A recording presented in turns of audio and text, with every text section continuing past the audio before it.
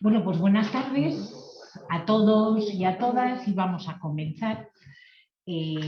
Bueno, el tema que nos toca hoy, la conferencia que nos toca hoy dentro del observatorio que ha organizado UNIT, que como reza en nuestro folleto, como consecuencia de la invasión rusa de Ucrania, pues está provocando un cierto desequilibrio y nos gusta tratar temas que son de absoluta actualidad, porque como somos un centro que tenemos una clara vocación de servicio y de formación de nuestros universitarios, queremos que cuando salgan de aquí salgan perfectamente formados y actualizados en lo que son competencias absolutamente claves. Y no cabe duda que la invasión de Ucrania está provocando mucha tensión, muchos comentarios y está modificando mucho lo que, tanto desde el punto de vista geopolítico, militar, es decir, y creo que por eso es muy interesante la conversación de hoy. Pero antes de comenzar a presentar a nuestro invitado,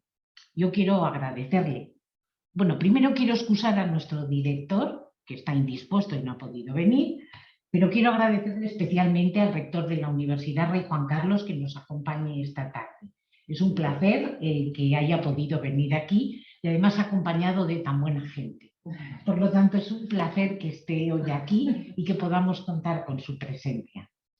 En segundo lugar, ya les he dicho, nuestro director está indispuesto y esto, bueno, pues tiene un formato presencial, te lo digo, Fernando, para que lo sepas, pero además estamos retransmitiendo por streaming porque tenemos alumnos latinoamericanos y también un poco como consecuencia de esa adaptación extraña que estamos haciendo al mundo todavía con COVID, pero sin mascarillas. Bueno, el poder estar cómodamente en una sala sin sentirnos agobiados, ¿vale?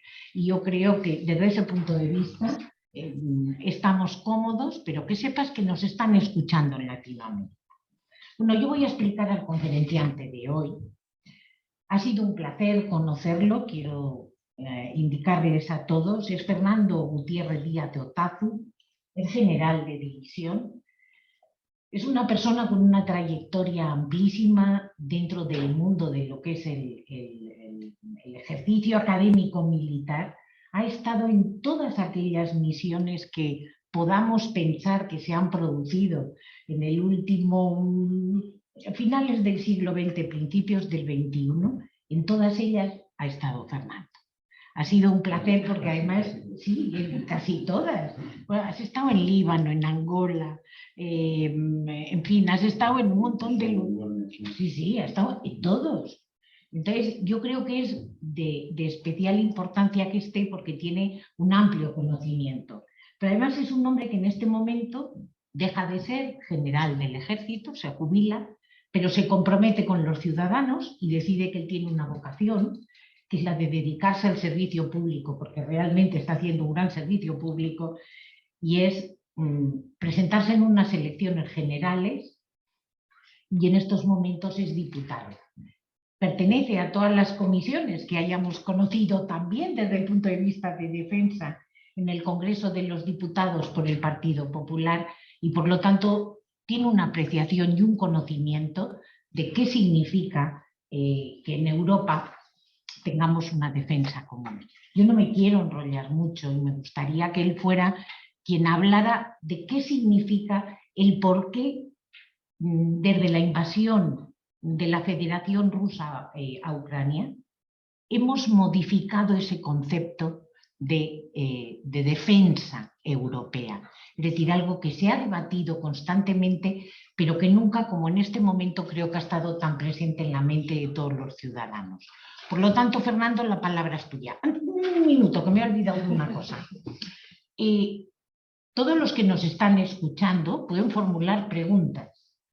Tienen dos opciones, los que nos están viendo en otros lugares. Pueden hacerlo a través del chat, o bien pueden indicar también a través del chat que quieren hablar y nosotros los escucharemos desde aquí. No, si podemos los veremos, pero por lo menos escucharlos sí. Pero por favor tienen que solicitarlo porque si no, no podrán, ¿vale? Eso antes de que tú empieces para que lo sepas, porque puede haber preguntas de todo tipo. ¿Vale, Fernando? Pues somos todos tuyos. Bueno, pues muchísimas gracias, Eva. Buenas tardes a todos, señor rector, muchísimas gracias por estar aquí. Muchas gracias a todos ustedes por estar aquí en la sala y a los que estén observando por stream. Es un placer estar aquí y poder hablar de una circunstancia que preocupa ahora a la ciudadanía de la Unión Europea y en general a la ciudadanía de todo el mundo. Como veremos, voy a hablar de dos cosas, de dos ámbitos fundamentales, que son la OTAN y la Unión Europea, todo ello dentro del marco, como es natural, de la Organización de las Naciones Unidas, ¿no? Previamente a lo que ha sucedido en Ucrania, hubo un antecedente inmediato que fue la evacuación de ciudadanos europeos y afganos de Afganistán el pasado verano, donde se plantearon dificultades para los ejércitos de los países de la Unión Europea que habían estado participando en el marco de la OTAN en un despliegue durante 20 años en Afganistán. Y previo a eso hay dos hitos remotos de la Organización del Tratado del Atlántico Norte que se produjeron previamente en 2010 y en 1997. En 2010 se formula un concepto estratégico de la OTAN en el cual pues, la OTAN va viendo que su presencia en el mundo, que estuvo justificada durante la época de la Guerra Fría con el Pacto de Varsovia enfrente, de los países satélites de la Unión Soviética, en el que el mundo estaba dividido en dos bloques, pues a partir de la desaparición de ese conflicto de Guerra Fría a finales del siglo XX, a partir del año 89, pues se va viendo la posibilidad de incorporar a Rusia al espacio de paz y seguridad de Europa. 老公啊，你换键盘干嘛？你换键盘干嘛？ Eso me lo he pillado, pero bueno. Y en el año 97 se produce la primera cumbre de la OTAN que se celebra en España, en Madrid. En el año 97 se invita al presidente Yeltsin de Rusia. En el año 97 se incorporan a la OTAN los tres primeros países procedentes del bloque del Pacto de Varsovia, que son Hungría, Polonia y la República Checa. Eslovaquia también lo pide, pero en ese momento todavía no es considerada apta para incorporarse. Pero se incorporan esos tres y se invita al presidente Yeltsin, que al final no participa en la cumbre aquí en Madrid, pero participan altos representantes suyos del gobierno de Rusia, de la Federación Rusa en aquel momento. Primero se llamó Confederación de Estados Independientes y finalmente acabó llamándose Federación Rusa. Y en el año 2010 se produce una nueva cumbre de la OTAN y un concepto estratégico de la OTAN de aquel momento. La OTAN nace en el año 49, pero va modificando su percepción del mundo y de los riesgos a través de la publicación de sucesivos conceptos estratégicos.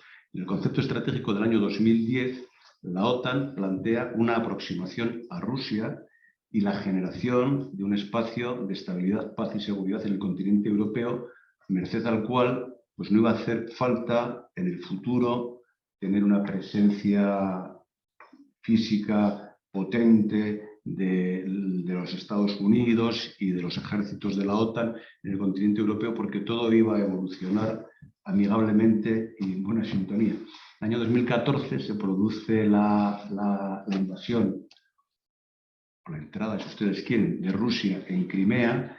Se posiciona Rusia en Crimea y ese posicionamiento de Rusia en Crimea es cuestionado por todos los países del mundo occidental y a día de hoy no se considera que la presencia de Rusia en Crimea sea una presencia que respete la integridad del territorio de la República de Ucrania, pero están en Crimea desde el año 2014.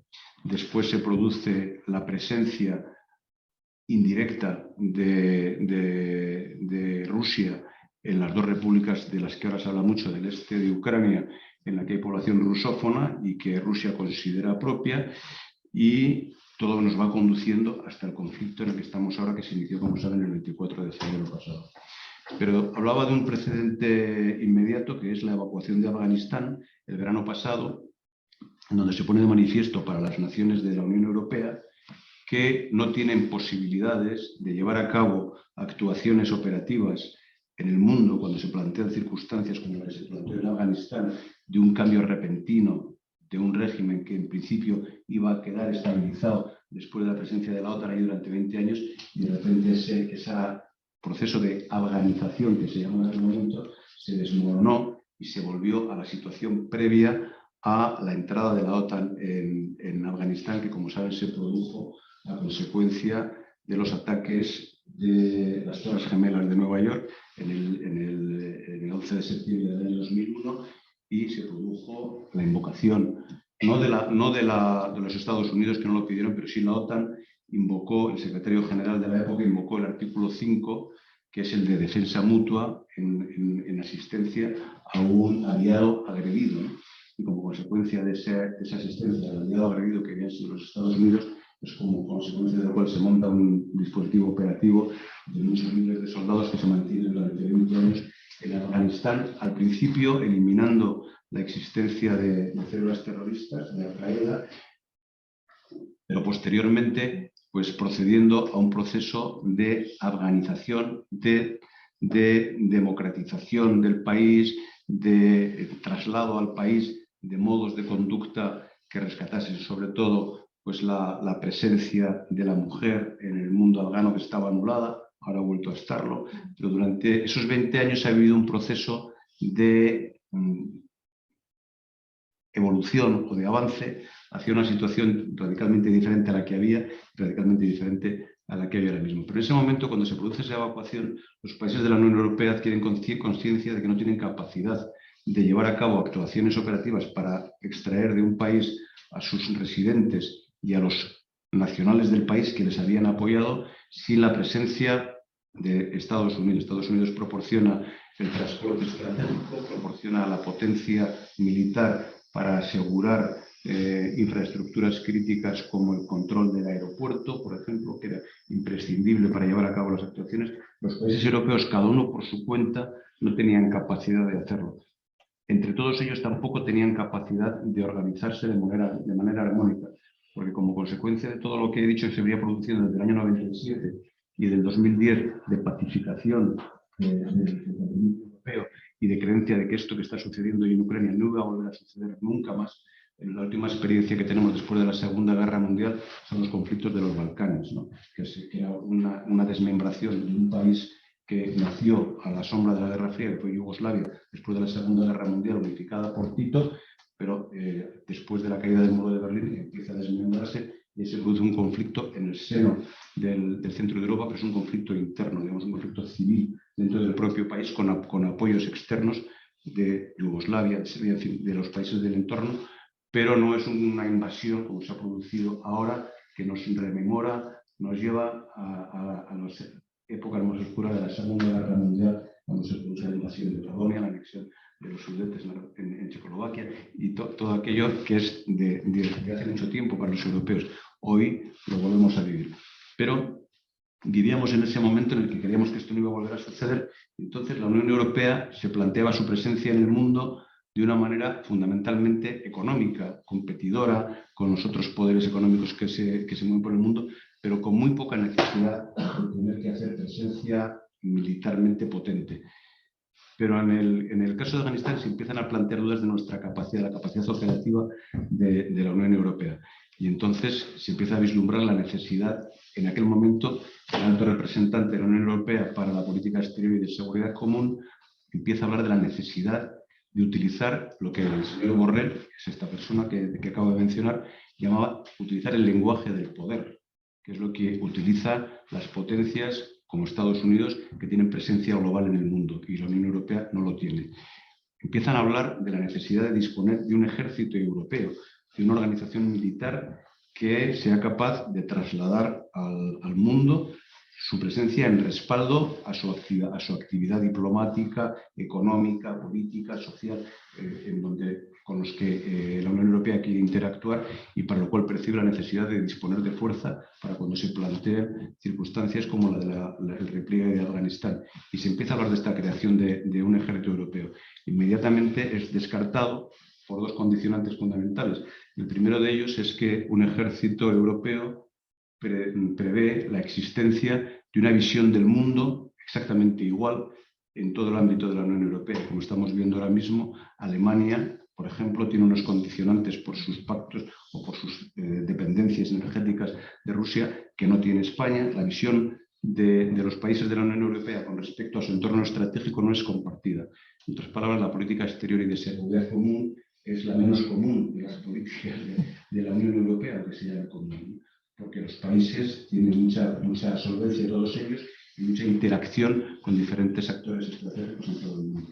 Y por otra parte, la creación de un ejército europeo significaría una cesión de soberanía, porque los ejércitos nacionales de todos los países representan la última capacidad que tienen los países de garantizar su integridad territorial en caso de que se viese amenazada. Son los garantes de su soberanía en el último extremo, cuando el empleo de la fuerza, por ejemplo, por parte de algún actor extraño quisiera atentar contra esa soberanía.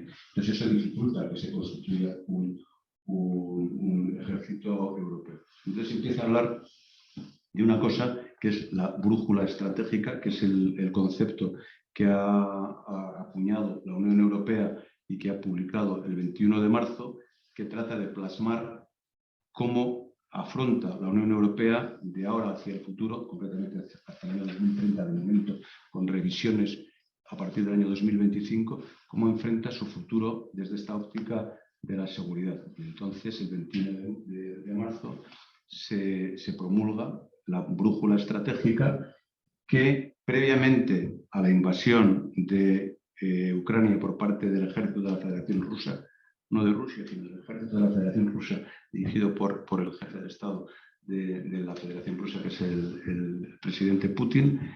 Previamente a eso, pues, como he dicho, no se percibía la necesidad de hacerse solvente, digamos, desde el punto de vista operativo, pero sí que se identifica la necesidad de acometer alguna actuación de concentración de esfuerzos militares.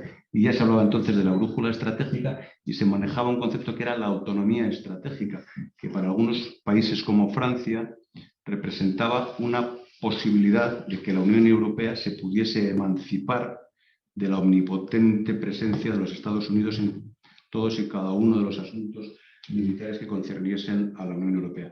Ese concepto de la autonomía estratégica como modo de emanciparse ahora mismo está abandonado, porque vuelve al escenario de seguridad de nuestro continente pues, nuevamente la reflexión sobre la OTAN. Este mes de junio, el 29 y el 30, va a haber una cumbre en Madrid donde se va a aprobar un nuevo concepto estratégico en el cual toda aquella paradisíaca relación que queríamos mantener con Rusia va a cambiar radicalmente. El movimiento hacia un espacio de paz y seguridad en el que Rusia fuese nuestro amigo, nuestro vecino amigable, en el concepto estratégico del año 2022, que va a ser el que se sancione en Madrid, el anterior, el del 2010, se sancionó en Lisboa, contempla a Rusia nuevamente como una amenaza para la seguridad y la estabilidad de los países de la Unión Europea. Se incorpora también a China como un competidor económico de los países de la Unión Europea. China está llevando a cabo, creo que aquí hay ciudadanos de China, ya está dando un movimiento de expansión fundamentalmente en el continente africano mediante la construcción de infraestructuras viales, ferroviarias, portuarias, de toda naturaleza, por empresas de tendido eléctrico también, por empresas chinas que hacen que el continente africano tienda a ser dependiente económicamente y con los productos, las materias primas. Es el modo de actuación de ahora mismo de la República Popular China en este continente, y en el nuevo concepto estratégico de la OTAN del año 2022 aparecerá China, que antes no aparecía, pero aparecerá no como un potencial adversario, que si se le atribuye a Rusia ese papel, se le atribuirá a China, se le atribuirá el papel de un potencial competidor. El mundo está dividido, vuelve a estar dividido en dos bloques. Rusia no es el hegemónico del otro bloque, saben que hay una competencia tremenda en el ámbito de las comunicaciones, del empleo del 5G y de la expansión del mundo cibernético, en el que compite el mundo occidental con China, con el mundo asiático liderado por China. China, aparte de esto, tiene también otros hipotéticos conflictos nacionales, con la pretensión de la soberanía sobre la isla de Taiwán. También es otro ámbito de conflictividad que está planteado como punto de fricción con el mundo occidental. En cualquier caso, brújula estratégica. La Unión Europea ha publicado el 21 de marzo esta brújula estratégica que hace mucho hincapié en los aspectos de guerra híbrida, es decir, de la zona gris del conflicto, en donde se producen los fenómenos de desinformación, de manipulación de la información, que han tenido impacto en el mundo occidental en procesos electorales manipulados. Ha habido procesos electorales en Occidente que han tenido que recurrir al conteo manual de los resultados finales de las elecciones porque el proceso electrónico había sido invadido por agentes externos que adulteraban los procesos electorales. Este es el concepto, el híbrido. Pues el concepto cibernético, el de ciberseguridad, que es el que lleva a cabo acciones sobre la infraestructura informática de los estados a los que se les quiere perjudicar. Ahora mismo, los Estados Unidos, en este ámbito, contemplan este tipo de agresión cibernética como una agresión de carácter económico, no de carácter bélico, aunque la OTAN sí está introduciendo, a pesar de que Estados Unidos es el socio más solvente de la OTAN y no lo contempla así, el conjunto de los países de la OTAN sí lo van a incluir en el concepto estratégico como un potencial desencadenante de conflictos bélicos. Las agresiones cibernéticas o informáticas para Estados Unidos, el principal componente miembro de la OTAN desde el punto de vista militar, no lo es tanto, sino que es una agresión económica que tiene consecuencias de carácter económico, pero no de carácter bélico, de carácter militar. Y el otro aspecto que se incorpora también es el espacial, el ultraterrestre, por medio de los empleos de los satélites. Todo eso va a cambiar. La brújula estratégica contempla cuatro áreas de actuación. Uno es la actuación mediante la creación de una fuerza de reacción que se cuantifica en 5.000 militares, sin que se defina qué va a haber después de esos 5.000 militares, porque 5.000 militares es un volumen de fuerza realmente escuálido y la Unión Europea tiene que plantearse cómo organizar paquetes de fuerza que sobre esos 5.000 elementos de actuación inicial pueda llevar a cabo actuaciones más solventes. Otro aspecto es el de la garantía de la seguridad, que es el concepto sobre el cual se apoya la necesidad de esta brújula estratégica. Otro es el de las inversiones, tercero, invertir, para el cual todos los países de la Unión Europea se comprometen a incrementar sus gastos en defensa y a asumir nuevas capacidades y armonizarlas, porque este es el problema que tiene fundamentalmente la Unión Europea, que tiene 27 miembros, entre los cuales se gasta 4 veces más de lo que se gasta Rusia en defensa. El presupuesto de todos los países de la Unión Europea sumado es 4 veces más de lo que se gasta Rusia en defensa. Rusia se gasta unos 55.000 millones de euros anuales, 5 veces más de lo que se gasta España, pero los países de la Unión Europea se gastan unos 230.000, entre todos ellos, 4 veces más de lo que gasta Rusia, pero al estar despiezado, este gasto es ineficaz frente a un ejército que identifica capacidades de manera centralizada, las adquiere y se convierte en una máquina militar unificada. La suma de todos los ejércitos de los países de la Unión Europea no tienen la capacidad de plantar cara a esta amenaza de carácter militar. Se está sustituyendo en la brújula estratégica, que es el documento que define la nueva visión estratégica de la Unión Europea, se está sustituyendo por la interoperabilidad, ser capaz de armonizar capacidades para que puedan trabajar juntas, aunque no sean idénticas los vehículos. Y por último, el último aspecto, a ver si me acuerdo ahora mismo, es la cooperación asociativa. Hemos dicho actuar para esta fuerza de reserva, garantizar la seguridad como mecanismo como prioritario para la brújula estratégica, invertir, y la cooperación asociativa, que es abrirse a la participación con otras alianzas, no solamente en el continente europeo, sino con la Unión Africana, con el ASEAN de Asia-Pacífico, y también abrirse hacia los países de Latinoamérica, que eso también lo está propiciando la OTAN en su concepto estratégico, aunque la OTAN tiene como objetivo la garantía de la seguridad del continente europeo, y los países a incorporarse a la OTAN o candidatos, que puedan ser candidatos para incorporarse a la OTAN, son los del continente europeo, y que la OTAN se plantea interactuar con países ajenos al continente europeo, tanto en el Indo-Pacífico como en el continente americano, para proyectar los valores que comparte la Unión Europea y la OTAN y por los cuales existen como organizaciones, la OTAN más de carácter defensivo, la Unión Europea más de carácter político, económico y también defensivo, en la promoción de los valores de la democracia, del Estado de Derecho y los derechos humanos y las libertades individuales. Quieren proyectar los países de estas dos alianzas. La OTAN tiene 30 miembros, la Unión Europea 27, de estos 27, 21 pertenecen a la OTAN al mismo tiempo y quieren proyectar estos valores al mundo con el cual se relacionan. Y en esta evolución es donde están ahora mismo los países de la Unión Europea comprometiéndose a incrementar drásticamente sus gastos en defensa. Alemania, yo he dicho que España gasta 10.000 millones de euros al año, Rusia 55.000. El gobierno alemán ha decretado un incremento este año de 100.000 millones de euros, el doble de lo que gasta Rusia, en un gasto extraordinario en Alemania para hacer crecer sus fuerzas armadas.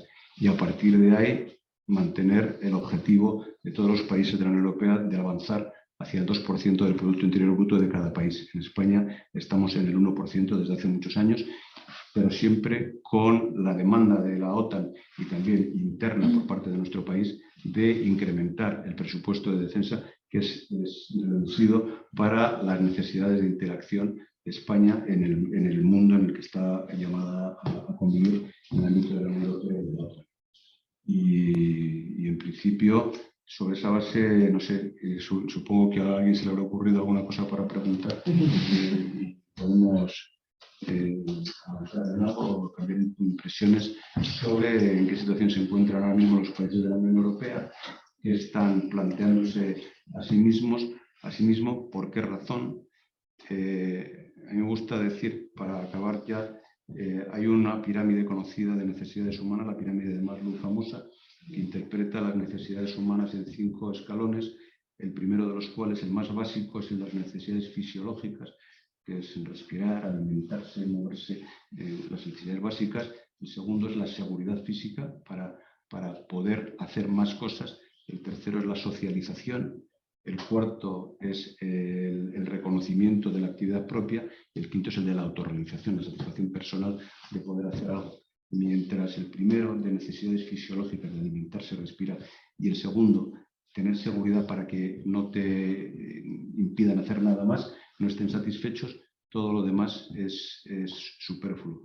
Eso se visualiza muy gráficamente en la percepción de los ciudadanos de Ucrania ahora mismo, que no tienen posibilidad, menos los que han emigrado, no tienen posibilidad de pensar en formación, en sanidad, en desarrollo cultural, en ninguna de las actividades humanas que puedan ser apetecidas, mientras no resuelvan su problema de seguridad, mientras no puedan sobrevivir y relacionarse ordinariamente. Entonces, la seguridad es básica y para disponer de esa seguridad en el mundo en el que vivimos hace falta tener capacidad de hacer frente al que quiera plantear dificultades por motivos cualesquiera que sean de acceder a esa seguridad. Se podría analizar cuáles son los motivos del señor Putin, del presidente Putin, para haber desencadenado su ofensiva sobre Crimea y ahora sobre Ucrania, pero creo que en los medios de comunicación se divulgan suficientemente cuáles son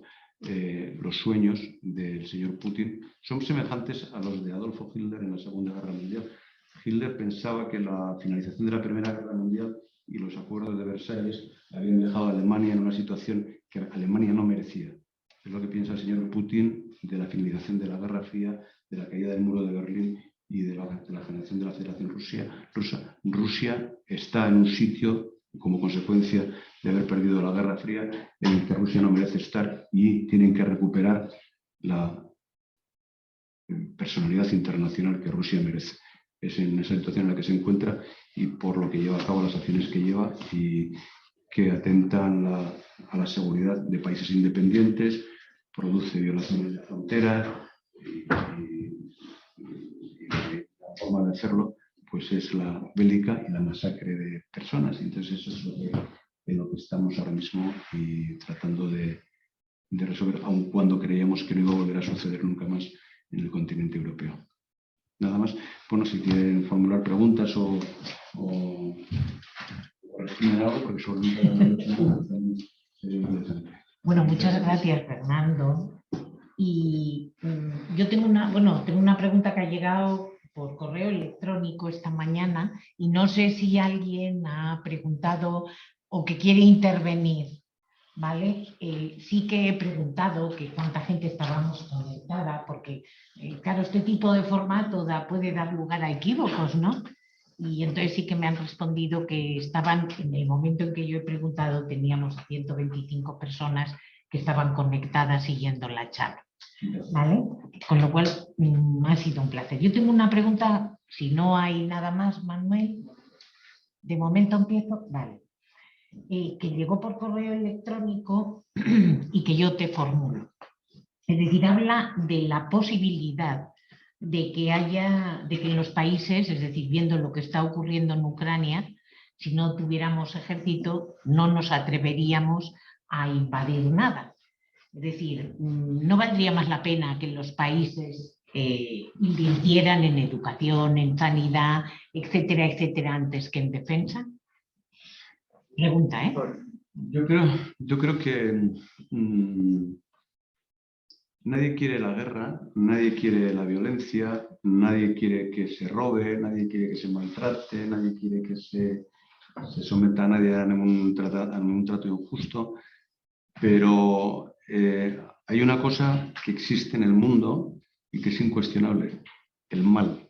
Existe el mal, existe la codicia, existe el afán por conseguir objetivos que, si puedes conseguirlos por las buenas, negociando mediante canales diplomáticos, pues lo intentas. Pero llega un momento en que hay personas, organizaciones, países que tienen afanes o que tienen vendetas históricas, como por ejemplo estaba mencionando lo que pasa con Rusia, que entienden que su situación es injusta y la quieren resolver. Y entonces, bueno, podemos tratar de convencer a Rusia de que desmonte su ejército y de que intente convencer a los ucranianos de las bondades de pertenecer a la gran Rusia.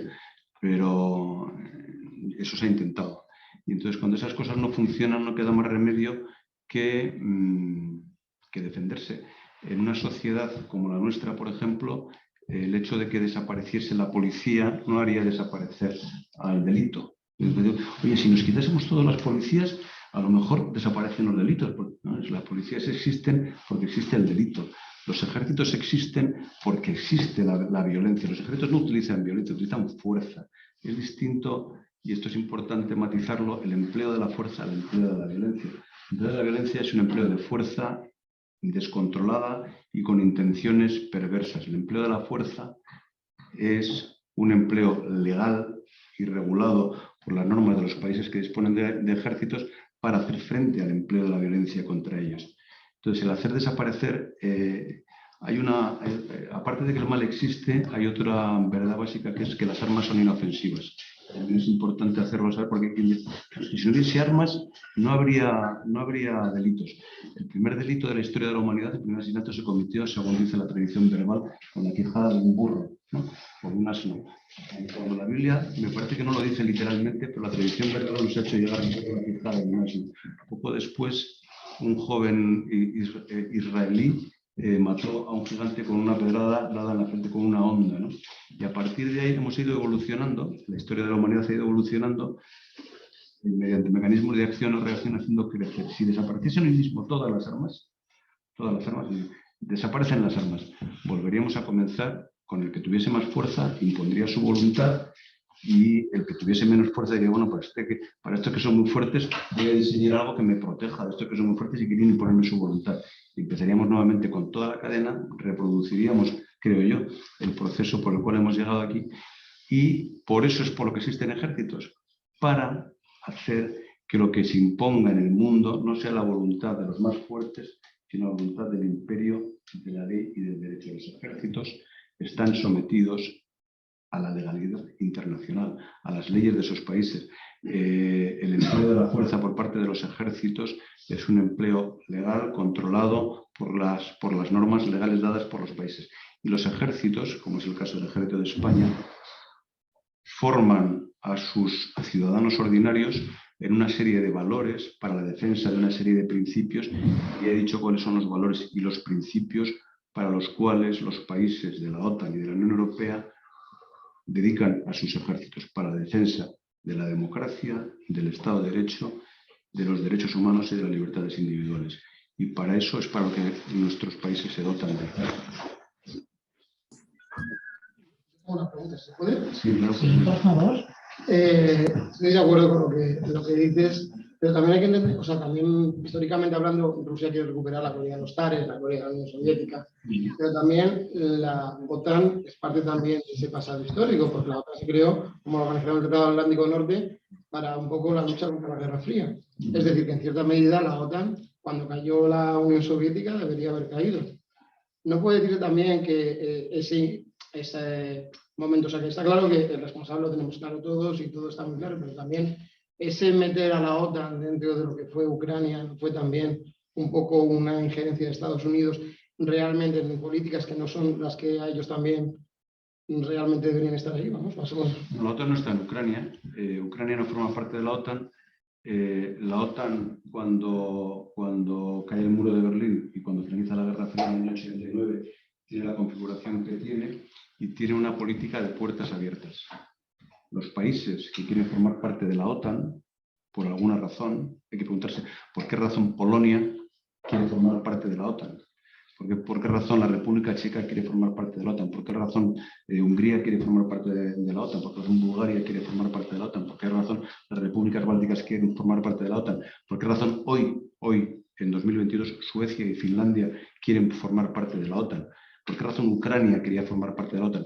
Estas naciones que han vivido el expansionismo de la Unión Soviética y han formado parte del Pacto de Varsovia, de los países satélites de la Unión Soviética, han ido solicitando el ingreso en la Alianza Atlántica.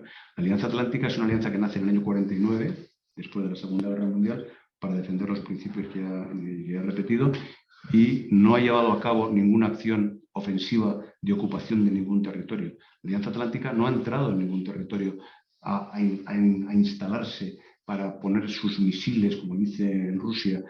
Rusia, antes de la invasión de Ucrania, Putin mandó a sus embajadores, a sus representantes diplomáticas, y ha asistido a conferencias aquí en Madrid, dadas por los diplomáticos de Rusia, asegurando que Rusia no tenía ninguna intención de invadir Ucrania y que Rusia lo único que sentía era lo que tú planteas, Tomás, que se sentía amenazada.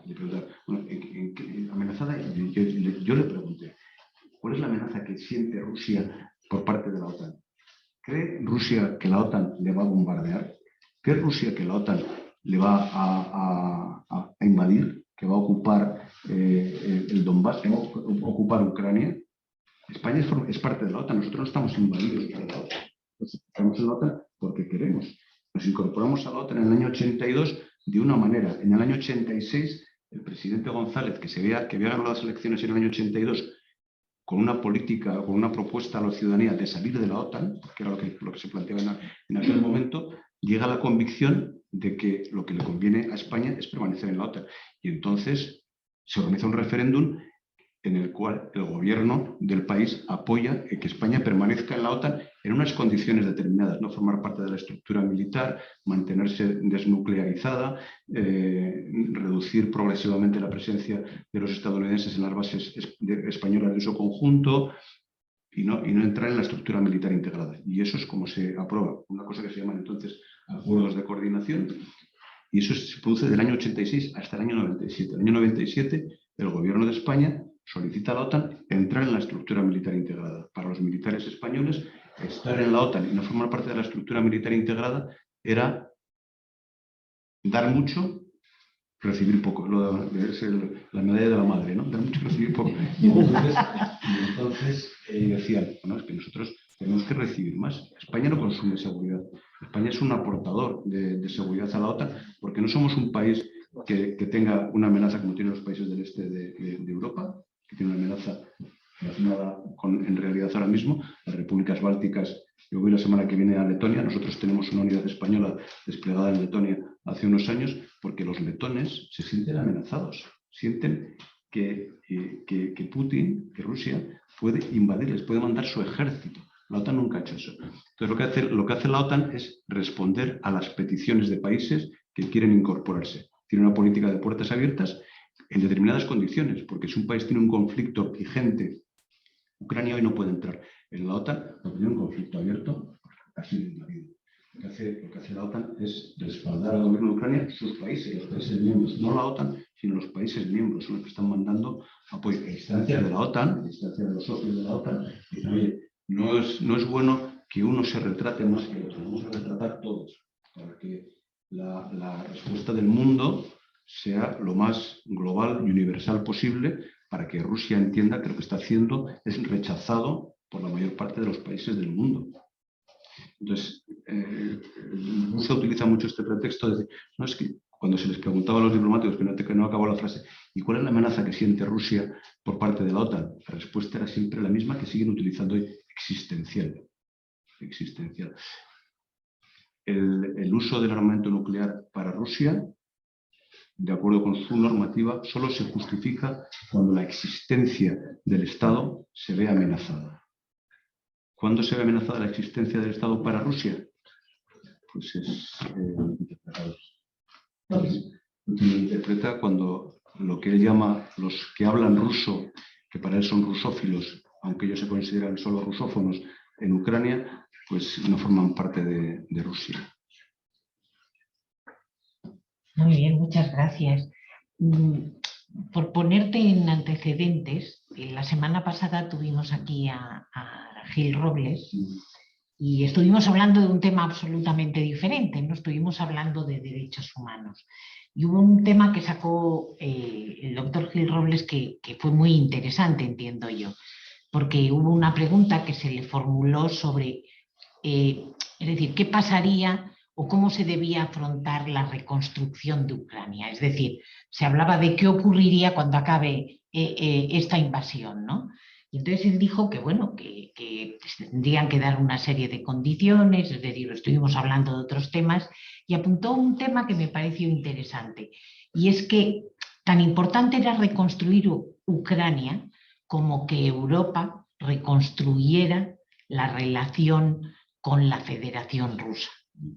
Él habló de cuando él estaba en la Unión Europea de comisario, tuvo una reunión con Putin y dice, y eran los comienzos de su presidencia, dice, y era una persona demócrata.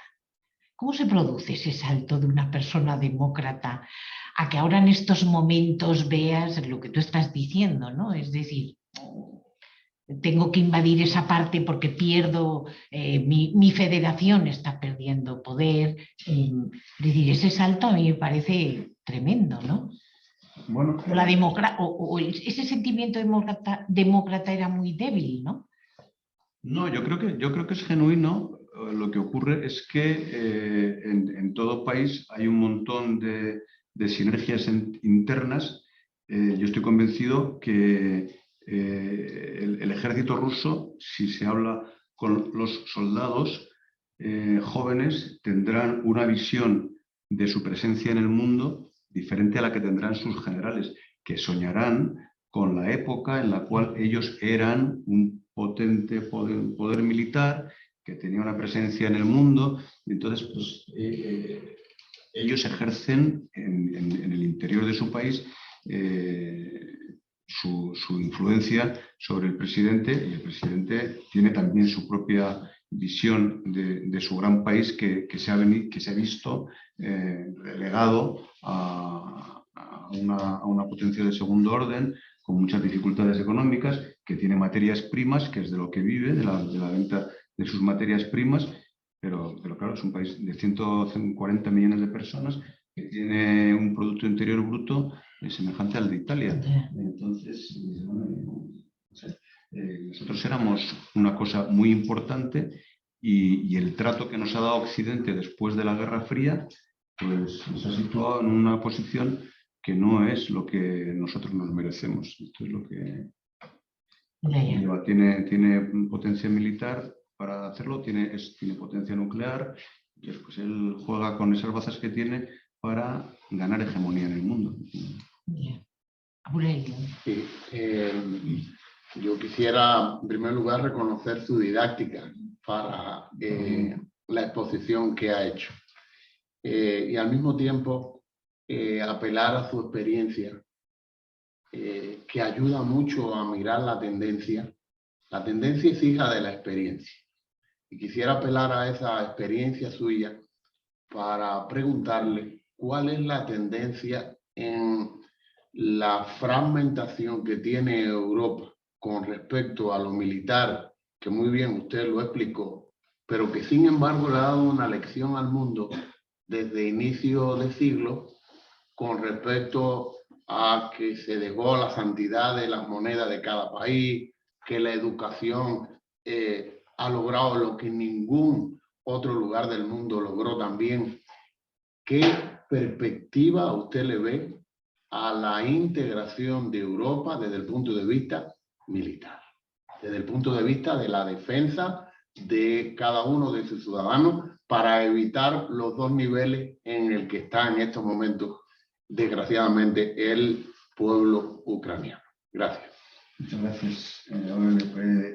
Vamos a ver, el alto representante de la Unión Europea para la Política Exterior y de Seguridad Común, que es el señor Josep Borrell, dio una conferencia aquí el 20 de abril presentando la brújula estratégica. La brújula estratégica, yo he dicho al principio que la Unión Europea tiene una dificultad de unificar su política exterior y de seguridad común porque es la menos común de las políticas. La brújula estratégica incorpora una cosa que no había hecho nunca la Unión Europea hasta ahora, que es poner de acuerdo a los 27 países para identificar un entorno estratégico común a los 27, independientemente de sus relaciones, desde el punto de vista de la seguridad, qué es lo que afecta a los 27. Entonces, ahora, eso conlleva el que los 27 se replantean muchas cosas. Ahora Alemania se está replanteando su dependencia energética del gas de Rusia para reducirla. Todo ello lleva a confluir. El señor Borrell dijo que antes de llegar al euro, la Unión Europea hizo un larguísimo recorrido de armonización de moneda. Hubo una moneda intermedia que se llamó el ECU, que representaba poca cosa para los ciudadanos, pero representaba algo para las interacciones financieras entre países, pero no era una moneda que se manejase en la calle, hasta que se llegó al euro y a la armonización de todas las monedas. Pero llevó tiempo. Y él decía que con la política de seguridad y la política de defensa pasa lo mismo. Ahora mismo yo he dicho que representa una cesión de soberanía, no hay política exterior de seguridad común, pero se avanza hacia ello, a identificar cómo resolver el problema de una inversión cuádruple a la de Rusia que produce una capacidad militar inferior a la de Rusia. Entonces, ya he dicho que la Unión Europea reconsidera ahora lo de su autonomía estratégica como emancipación de los Estados Unidos. Esto que está sucediendo ha ratificado y ha reforzado lo que se llama el vínculo atlántico, es decir, que la seguridad de Europa está vinculada a la de Norteamérica, a la de Estados Unidos y Canadá, y que ese refuerzo mutuo se ve reforzado ahora mismo. Entonces, ¿hacia dónde va a avanzar? Pues hacia ser más solvente desde el punto de vista de la defensa y ser un aliado de los Estados Unidos con mayor potencia. En el futuro, la previsión es avanzar hacia la configuración de un solo ejército que haga rentable esta inversión. Pero ahora mismo es hablar de una cosa muy, muy hipotética. Hay que tener en cuenta que los Estados Unidos, es un dato muy importante, gastan el 40% de lo que gastan todos los países del mundo en defensa. El segundo inversor en defensa es China, que gasta el 13% de lo que gastan todos los países del mundo en defensa. Es decir, China, que es el segundo país que más gasta en defensa, gasta la tercera parte de lo que gasta Estados Unidos. Entonces, indudablemente, el plantar competencia, digamos, a los Estados Unidos para emanciparse diciendo que podemos vivir en un mundo seguro sin contar con ellos, no es viable. La OTAN nace auspiciada por los Estados Unidos, el tratado se firma en Washington y trata de no hacer necesario el volver a una tercera guerra mundial mediante la presencia permanente de ejércitos. Una función fundamental que tienen los ejércitos, a raíz de la pregunta que me mandó por correo, es que no haya guerras. Los ejércitos existen para que el que pretenda apropiarse de algo indebidamente se sienta disuadido porque las consecuencias que puede padecer o experimentar por tratar de cometer una fechoría internacional son muy superiores al beneficio que puede obtener. Entonces, en ese sentido es en el que los ejércitos evolucionan a garantizar la seguridad de las sociedades para que vive como resolvedores de ese segundo nivel de la pirámide de Maslow de la que hemos hablado, ¿no? La seguridad para poder hacer muchas otras cosas. Pero sin seguridad es difícil pensar en sanidad, es difícil pensar en educación, es difícil pensar en gasto público que no sea el de garantizar la propia seguridad para que tus hijos puedan seguir viviendo. Oye, lo primero es darte las gracias por la explicación, o por lo menos las pinceladas sobre la brújula estratégica. Si entiendo, porque no he leído más allá de lo que has expuesto sobre la brújula estratégica, lo que pretende es identificar amenazas de la Unión Europea y formar una fuerza conjunta. Pero mientras que no tengamos una gobernanza conjunta, ¿esto va a significar realmente una defensa común? O, preguntado de otra forma, ¿no deberíamos también reformar la gobernanza europea para que haya una fuerza conjunta europea? Muchas gracias a usted por la pregunta. De ello habla la brújula estratégica también en la generación. De momento, habida cuenta de la trayectoria de la que venimos los países de la Unión Europea, de arrastrar los pies en esto de los gastos de defensa, porque decimos, bueno, mientras tengamos al primo de Zumosol y podamos ahorrárnoslo, Europa ha venido viviendo de una seguridad proporcionada por un agente externo, pero que llega el momento en que dice, bueno, y ahora dependemos para todo de él. Y el día que él no quiere apoyarnos, ¿qué vamos a hacer? Ahora está mirando, Estados Unidos está mirando a China como competidor económico y comercial en el mundo, está mirando al Indo-Pacífico, está mirando a Taiwán, y entonces, si Estados Unidos deja de mirarnos, ¿qué va a ser de nosotros? Entonces, esto ha cambiado la perspectiva de la Unión Europea. Tenemos que ser solventes para ser un aliado más eficiente y para también tener capacidad de resolver nuestros propios problemas. Una cosa que introduce la brújula estratégica en esta trayectoria de arrastrar los pies, pero reconocer la evidencia, es la generación de una cosa que llama una capacidad de planificación y ejecución. Los militares le hemos llamado siempre un cuartel general, pero la Unión Europea se resiste de momento a llamarle cuartel general. Se llama una capacidad de planificación y ejecución, que es la que dirigirá con militares dentro a esta fuerza de 5.000 personas que se tienen que configurar para responder a una crisis y actuar. Y a partir de ahí, pues la dinámica interna de la Unión Europea, con la lógica militar que hay dentro de la brújula estratégica, a pesar de que de momento se resiste a asumirla, es un paso más, ¿no? No es el primer paso que se da. Hemos tenido un Estado Mayor internacional en la Unión Europea, el European Union Military Staff en Bruselas, que emulaba al International Military Staff de la OTAN también en Bruselas, pero de otra organización. Iba haciendo emulaciones, pero arrastrando los pies. Pero al momento de arrastrar los pies, el señor Borrell, que no es un belicista, habla del lenguaje del poder. La Unión Europea, si quiere tener presencia en el mundo y quiere que Rusia no le ignore cuando habla con Estados Unidos, pasando por encima de los europeos como si fueran imprescindibles, tiene que introducir el lenguaje del poder. Y eso no da más que la capacidad de disuasión. Si tratas de hacernos daño, tenemos recursos para defendernos. En relación con lo que comentaba hace un rato, nos llega la siguiente pregunta a través de las redes de UNIT. Nos traslada la siguiente pregunta. ¿Cuál es la predicción que se está haciendo desde la OTAN con respecto al final de la guerra? ¿Conseguirá finalmente Putin sus objetivos o el bloqueo económico y apoyo de Occidente con armas a Ucrania? ¿Provocará su retirada final? Vamos a ver.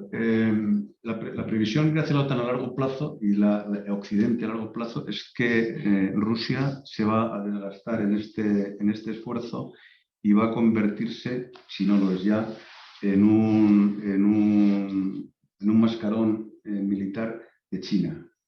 China va a ser la que ejerce la hegemonía. China es lo contrario a Rusia. China es una nación de muchísimos habitantes en muy poco terreno. Rusia es una nación de muy pocos habitantes en un terreno brutal, disparatadamente grande, que no tiene capacidad de asegurar Rusia. Entonces, China está a la expectativa de qué es lo que está sucediendo y se va a beneficiar de ello, va a vivir de las materias primas que le pueda proporcionar Rusia, porque Rusia necesita tener a alguien en el mundo con el cual relacionarse aparte de Rusia. Entonces, esto es lo que se prevé que puede suceder.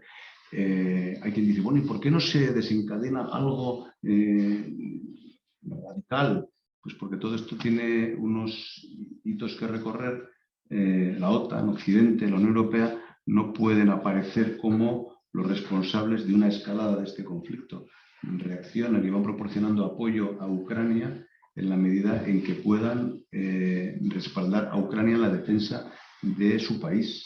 A nadie se le escapa que la capacidad militar de Ucrania para Putin, esto iba a ser una cosa simple y sencilla, porque pensaba que iba a entrar en Kiev, iba a desfilar y de hecho todos los reveses que ha venido teniendo ha sido porque su previsión era que esto no iba a suceder, que Ucrania no iba a resistir. Ucrania tiene mucho respaldo, mucho apoyo y está resistiendo. Y entonces lo más probable es que al final de todo, a lo mejor hay que darle algo a Putin para mantener un status quo, como se ha mantenido con el asunto de Crimea, pero no se puede reconocer oficialmente. El concepto estratégico de la OTAN de este año, la OTAN niega la legalidad de la ocupación de Crimea por parte de Rusia, que procede del año 14 y está en Crimea. No se va a declarar la guerra a Rusia por expulsarlo de Crimea, pero se condena la ilegalidad de su ocupación. Lo mismo que ocurrirá si al final de todo esto lo que queda es que Rusia refuerza su presencia en las dos repúblicas del Donbass y en Mariupol, que le permite unirlo todo ello a Crimea, ¿no? Se condenará a la legalidad y esto permanecerá como lo que se llama un conflicto congelado, como estaba en el Donbass.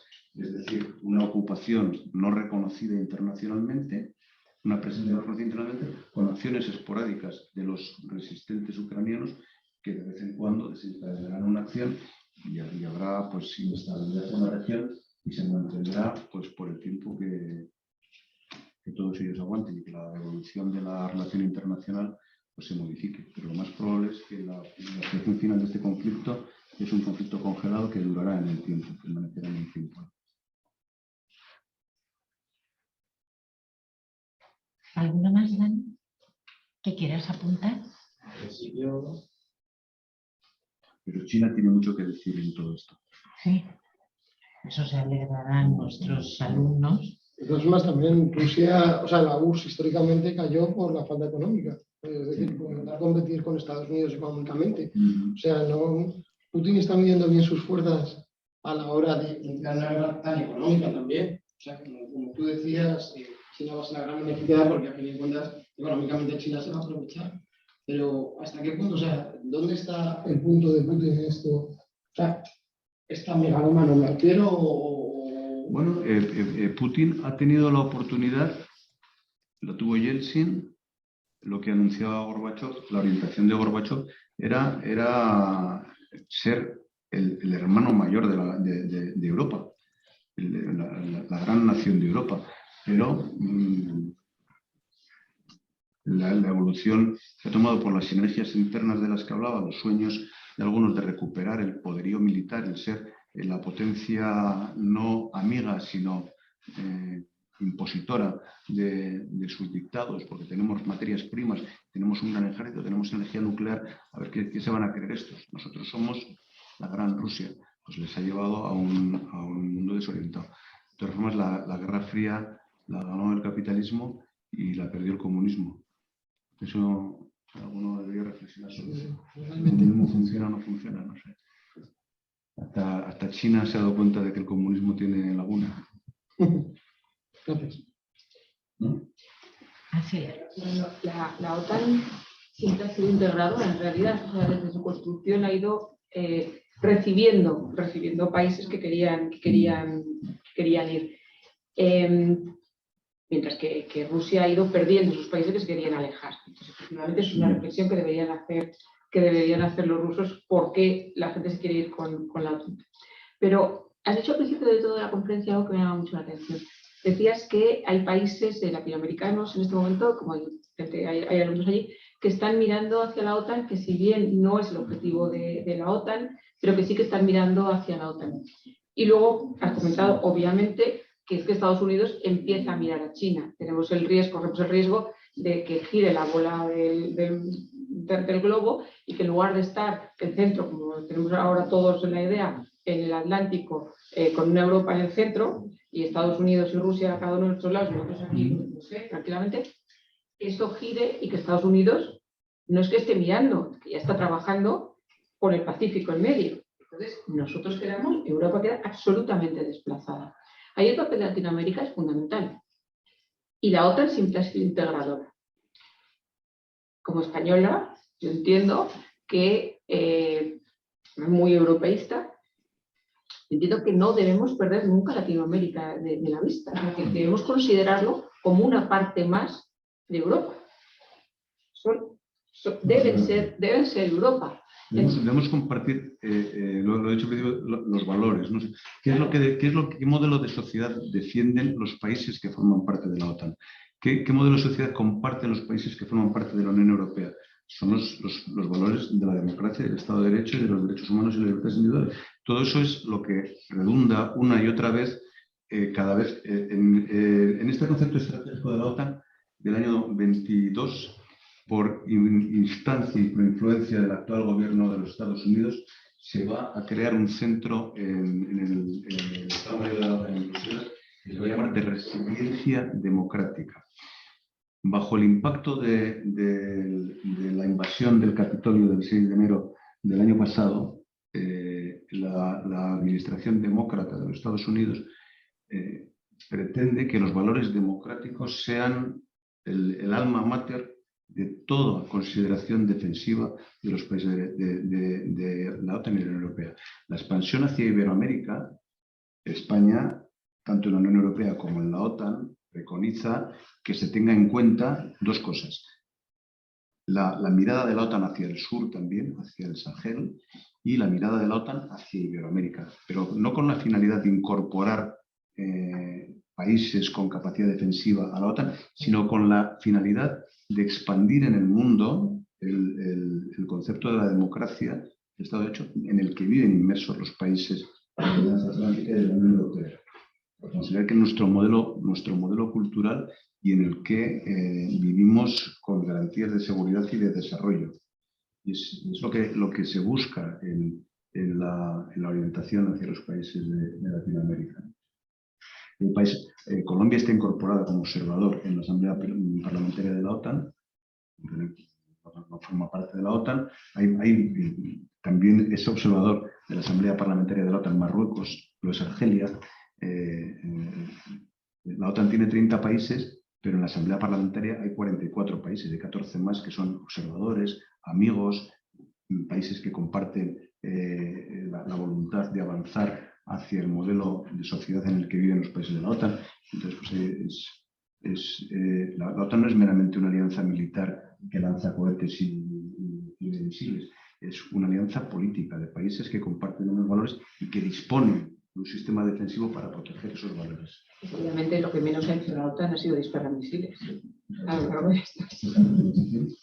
Tiene potencia militar, pero su objetivo fundamental es garantizar su modo de entender la vida y la promoción de los derechos humanos en sus países y que se respete por parte del resto del mundo. ¿Alguno más quiere intervenir? Sí. Voy a dar paso a Luis Martínez, director de UNIT, vale, para que pueda participar. ¿De acuerdo? ¿Lo vemos o lo escuchamos, Manuel? Vamos a poder verlo. Sí, lo vemos. Hola, buenas tardes. No sé si me oís. ¿Me oís? Perfectamente. Bueno, buenas tardes a todos. Primero agradeceros al equipo de UNIT y a ti, Eva, concretamente, por la realización de esta conferencia dentro del ciclo de debates de actualidad. La verdad es que, agradeciendo también a los presentes y en especial a nuestro rector, quiero destacar la presentación de don Fernando.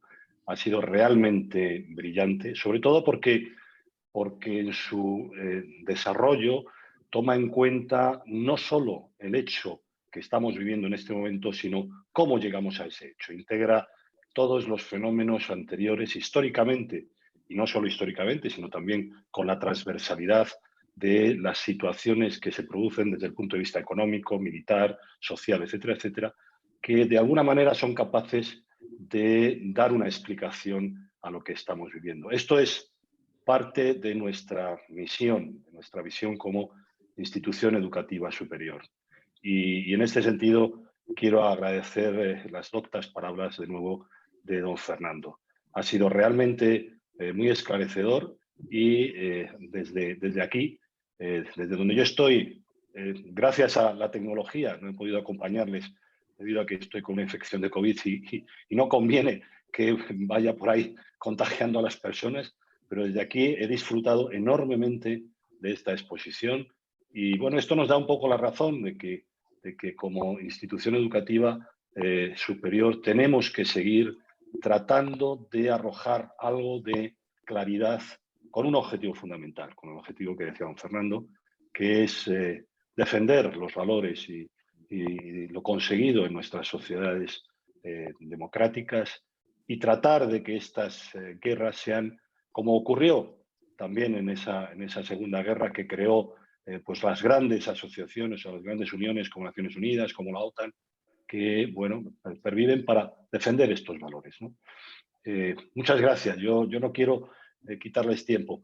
Solamente agradecerles esto y dejar constancia de que también gracias al conocimiento, a la experiencia y al saber de personas como don Fernando, los demás podemos tener un poquito más de claridad y de conocimiento en los hechos que estamos viviendo y que son claves para el desarrollo de nuestros pueblos.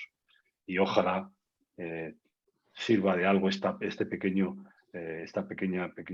grano que damos desde UNIT para conseguir cuanto antes paz, tranquilidad y progreso para todos los pueblos. No quiero entretenerles más, solo agradecerles a todos pues este debate tan extraordinario. Muchas gracias. Muchas gracias, Luis. Muchas gracias y que se mejore. Muchas gracias por la invitación. Es un placer estar aquí y espero que se supere pronto esa contrariedad médica. Muchas gracias.